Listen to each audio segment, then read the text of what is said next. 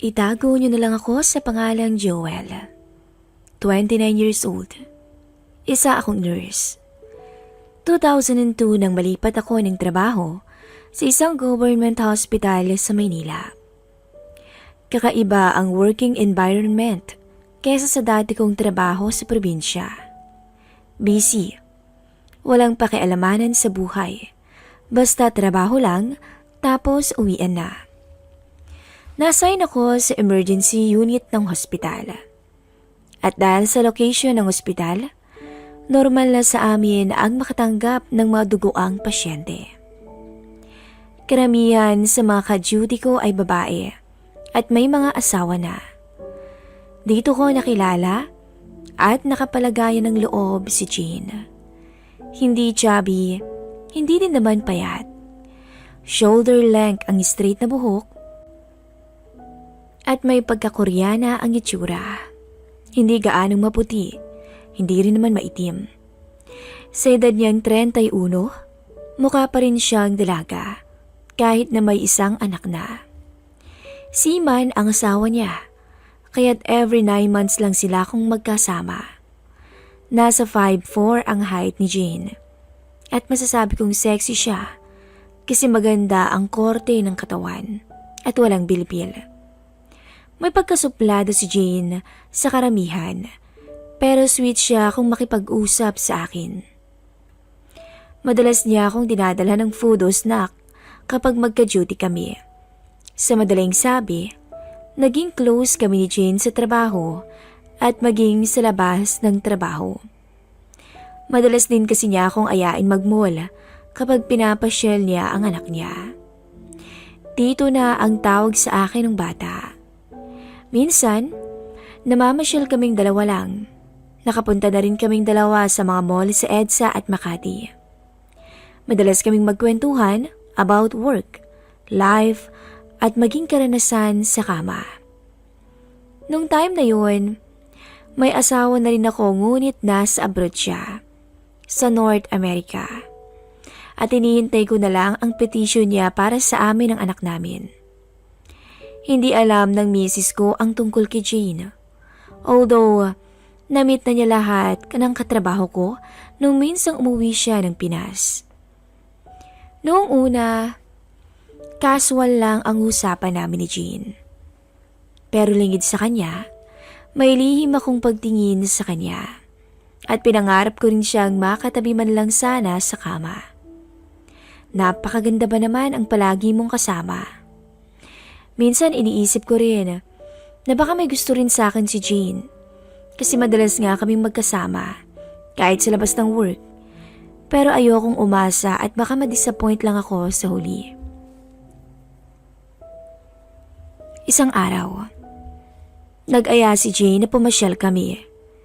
Weekday off kasi namin yun, kaya pwede kaming lumabas. Nag-lunch kami sa isang mall sa Santa Mesa. As usual, sexy dress ang suot niya na akala mo dalaga pa. Naka-sleeveless blouse at maiksing palda na black. Ang hot talaga niya. Habang nagla-lunch kami, napagkwentuhan namin ang mga buhay namin. Sinabi ko na malapit na akong mag-resign kasi kinuha na ng embassy ang mga passport namin.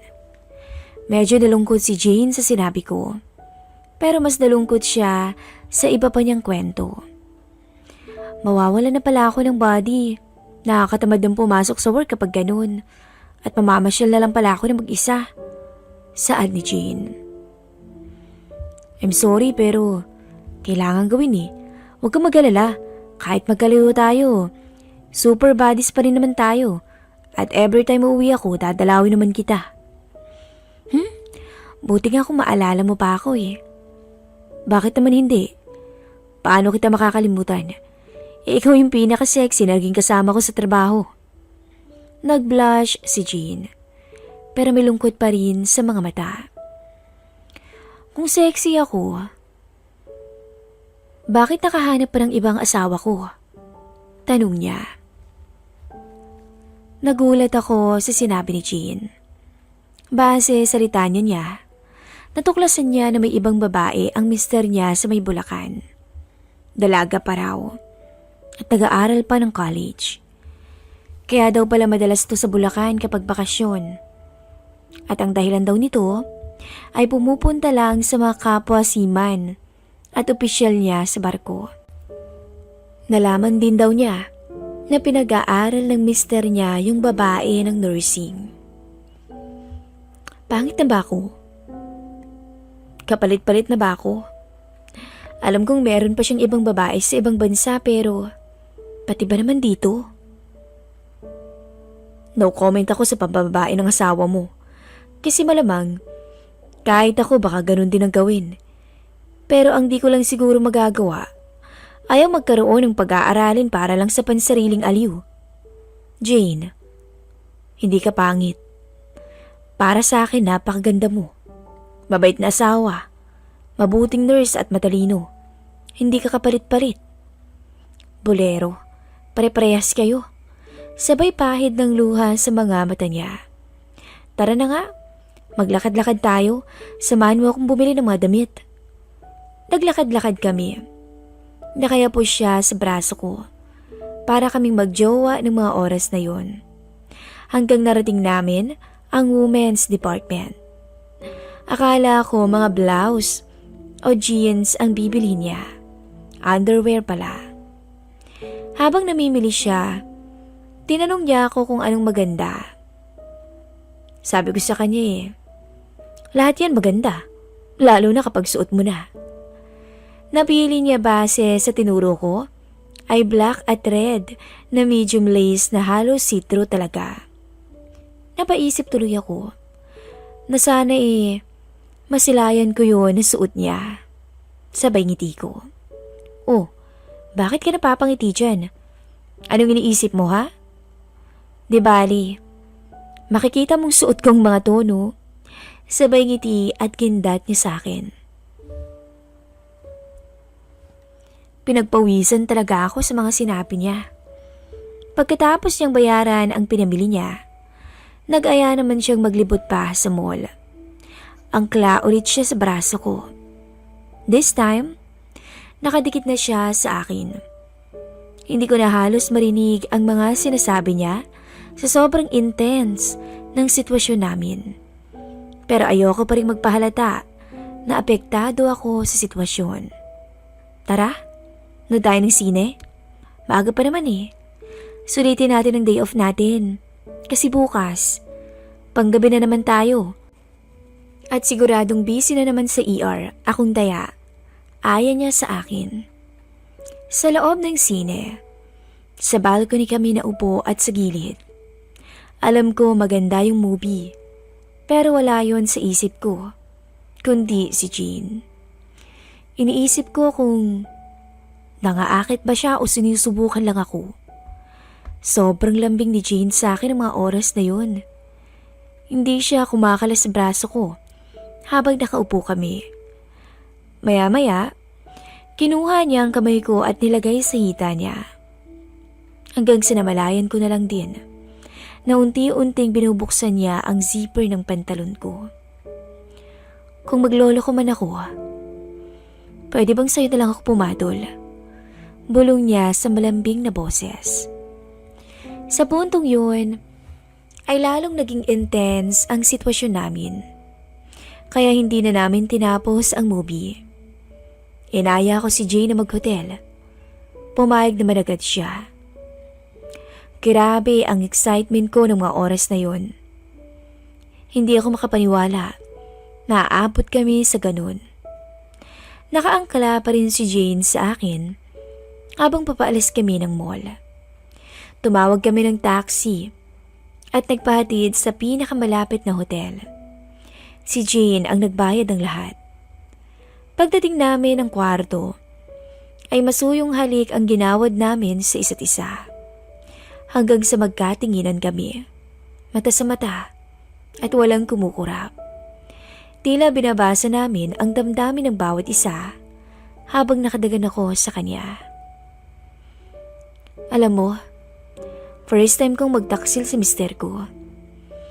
Sana Huwag kang magpigil o makonsensya. Mag-enjoy tayo sa day off natin. Namumungay na sabi ni Jane sa akin. Sa totoo lang, matagal ko na ring inasam na mangyari sa atin to.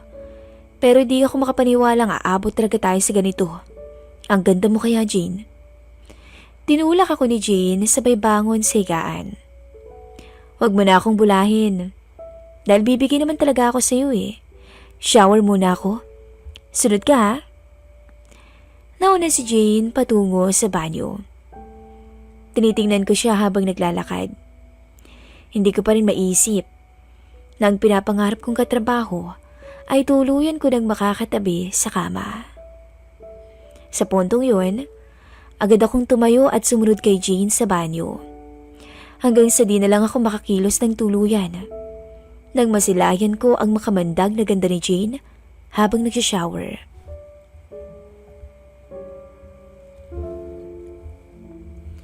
Nang mapansin ako ni Jane na parang natigilan sa isang banda, ay hinila niya ako papalapit sa kanya. Tsaka sinuyo ng matamis na halik sa ilalim ng shower. At muli kaming natuon sa mata ng bawat isa. Joel, galit ako sa asawa ko. Gusto kong gawin yung mga ginawa niya sa akin. Ikaw lang yung naiisip kong pwedeng tumulong at magpasaya sa akin ngayong gabi. Gusto kong ibigay sa iyo lahat. Lahat-lahat. Ngayong gabi, Joel. Sa iyo lang. Pagkasabi no ni Jane, pinasandal ko siya kaagad sa dingding ng banyo. Tinaas ko ang kanang binti hanggang sa tuluyang magkasala kaming dalawa. Namumungay ang mga mata niya. Napakaganda ni Jane sa kanyang reaksyon na lalong nagpasiklab ng aking damdamin. Hanggang namalayan na lang namin ang mga sarili namin na magkayakap na sa kama habang di pa rin naaawat sa nakaw naming sandali. Niyakap ko ng maigpit si Jane. Ganon din siya. Halos pumako ang mga kuko niya sa likod ko. Hindi ko makakalimutan ang nakakabaliw na sandaling yun. Meron na rin akong karanasan sa babaeng katrabaho ko noon sa probinsya. Pero iba ang kay Jane. May halong gigil at lambing ang bumalot sa amin. Sinulit namin ang mga sandaling yun. Hanggang sa makatulog kami at magising na umaalab pa rin ang damdamin para sa isa't isa. Wala kaming magawa kundi pa ulit-ulit na magkasala sa aming mga asawa. Hindi namin kontrolado ang aming sitwasyon ng gabing yun. Parang wala kami sa sarili na handang hamakin ang lahat para bigyang laya ang nararamdaman namin para sa isa't isa. Napakagat na lang si Jane sa balikat ko habang nakayakap ang mga braso niya sa likuran ko. Parehas kaming humihinga lang humupa ang masidhing damdamin. Salamat, Joel. Pero sana, huwag mong isipin na ginamit kita para makaganti ako sa asawa ko. Ginusto ko to, kaya no guilty feelings. Salamat din, Jane. Actually, lalo akong nagkagusto sa'yo dahil sa namagitan sa atin. Tapos iniisip ko pa nga kanina, what if marinig tayo ng mister mo? Exciting na. Nakaganti ka pa. Kinurot niya ako sa bewang. Next time. Promise, mauulit to. Sabay alis niya at pumunta ng banyo. Pagbalik ni Jane, ako naman ang nag-CR. Nakita ko siyang nakasuot nung binili namin sa department store kanina. Wow! Ang sexy mo, Jane ah. Bagay na bagay sa'yo yan. Sabay yakap ko sa kanya.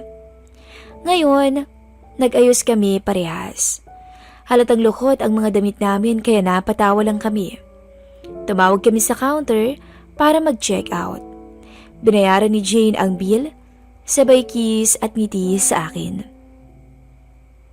Yumakap siya sa braso ko at sabay kaming bumaba sa hotel. Sumakay kami sa taxi nakaabang sa baba at nagpahatid kami pabalik sa SM Santa Mesa. Pagdating namin sa mall, lumipat lang kami ng taxi at nagpahatid na kami pauwi. Sinabihan ko ang driver kung saan ibababa si Jane. Casual na lang ulit ang mga usapan namin habang nasa taxi kami, pero magka-holding hands kami. Pagbaba ni Jane sa tapat ng bahay nila, nagpaalaman lang kami sa isa't isa. See you bukas sa work. Baon ko ha? Sure, ikaw pa. See you bukas. Sabay kindat niya. At sinabihan ko ang taxi na ibaba ako sa pinakamalapit na LRT station. Simula noon, ay mas naging makahulugan at malalim ang pagkakaibigan namin ni Jean. Alam naming hindi pwedeng maging kami dahil may kanya-kanya na kaming asawa. Ngunit minsan ay hindi talaga namin maiwasang lumagpas kami sa aming limitasyon bilang magkaibigan. Dahil sa totoo lang, ay higit pa sa ordinaryong katrabaho o kaibigan ang turing namin sa isa't isa. At nung dumating yung araw ng aking flight, ay labis akong naiyak. Halos di ako makatulog. Para akong nahiwalay sa aking asawa. Lagi akong kinukumusta ni Jane sa call. At iiyak kaming pareho. Sobrang na-attach talaga kami sa isa't isa. Kaya sobra ang epekto nung maghiwalay kami. At isa pa'y hindi ako kampante na iwan si Jane sa asawa niyang babaero. Kaya pag may pagkakataon, ay kinukumusta ko talaga siya. Gusto kong siguraduhin na maayos lang siya. Dahil kahit papaano, ay minsang binahal ko siya katulad ng pagmamahal ko sa aking asawa. Hanggang dito na lamang po at hanggang sa muli.